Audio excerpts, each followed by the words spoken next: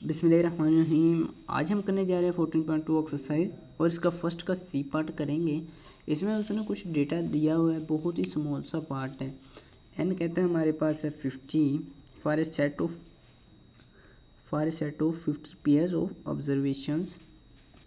हमें 50 दिया हुआ है on variable x and y. We have this and this sigma x minus x bar into y minus y bar is equal to 450।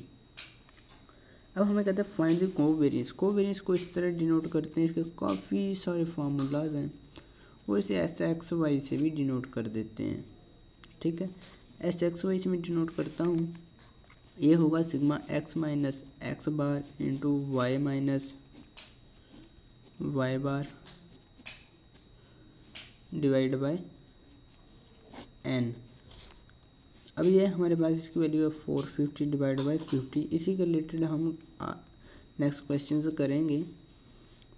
ये इस zero से cancel हो जाएगी। ये 559 था 45, ये आ गया हमारे पास 9। यही हमें रिक्वायर था। इसके अलावा कैसी समझ लगी आप लोगों को कमेंट सेक्शन में बताइएगा।